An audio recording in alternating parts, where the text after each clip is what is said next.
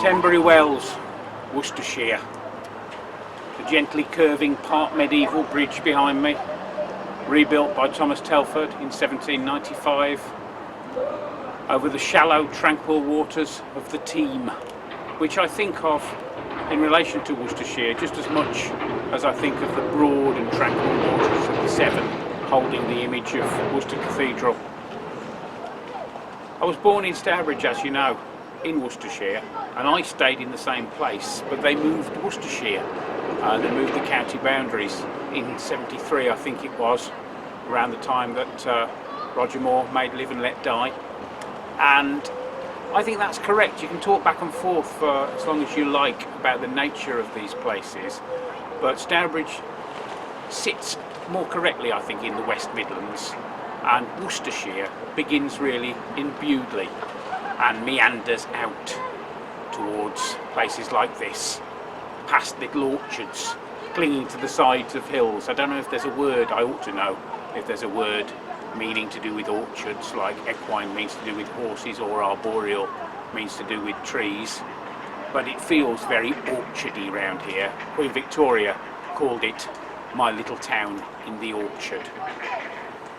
My daughter sometimes waves her phone in my face, and then there's a little image of me and with dog ears and tongue, and it says weekend vibes underneath it. And if I had a similar sort of literary set of filters on my phone that I don't have, we'd have Paul Auster vibes here now, because we are in the country of last things, very much in Tenbury Wells here by the river.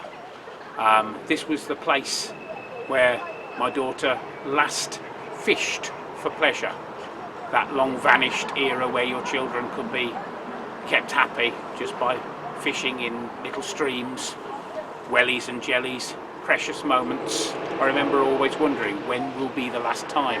A little bit like when I was dancing to The Passenger by Iggy Pop in the Mere nightclub in Stourbridge in 1984. It suddenly occurred to me halfway through a particular lunge. I remember my friend Mark Hayes described my dancing as being like the man from Atlantis when he'd been out of water too long.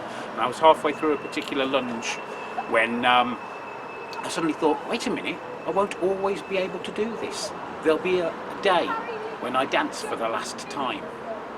And that was the day she fished for the last time. Hugh sighs, tinged with poignancy and regret for things past, like whatever happened to the Lightly lads. Oh, what happened to you? Whatever happened to me? What became of the people we used to be?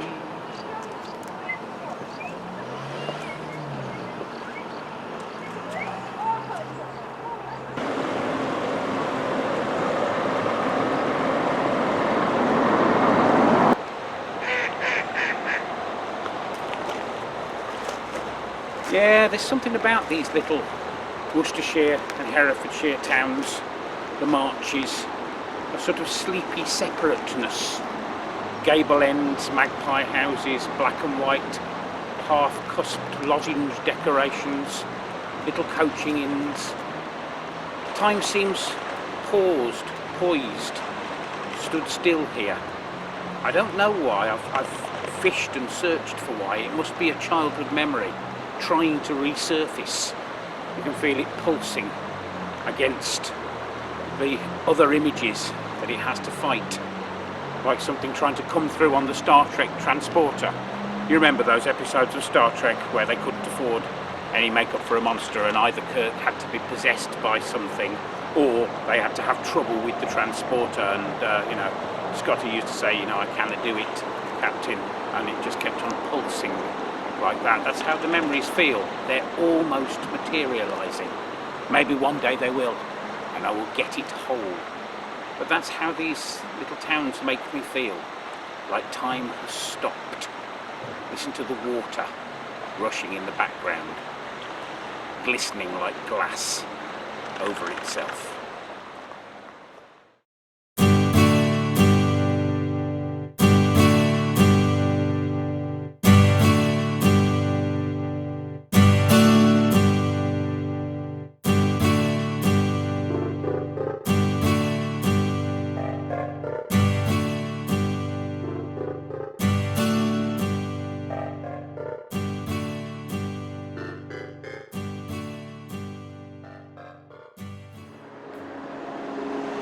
The Regal Cinema, closed for the moment like so many other places, waiting to reopen.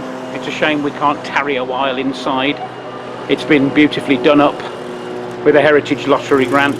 There are some stunning 30s style murals, Tuscan style pastoral scenes, descending curving lozenges, interior decoration. The murals themselves put me in mind of Hilda Ogden's mural, both of them actually.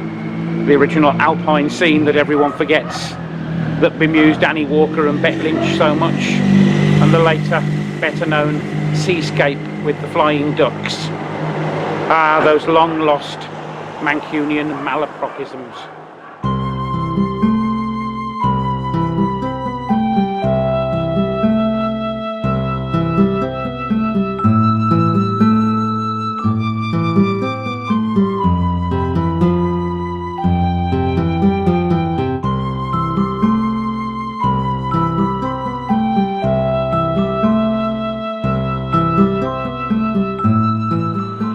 The round market, which is actually oval, but so much for pedantry. Also by James Cranston, 1858. He of the pump rooms, what a difference he made to this little place.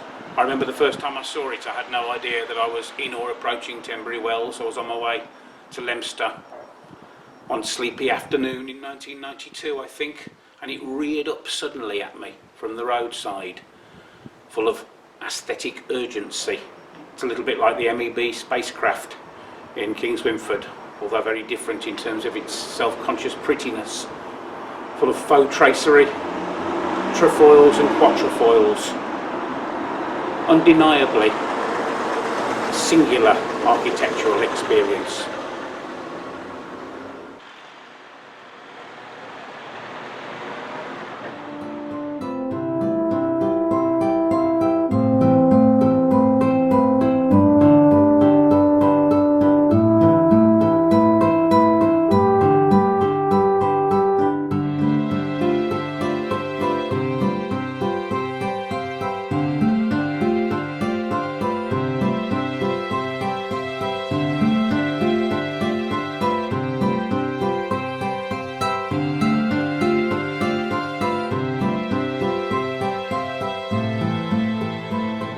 So yeah, blimey.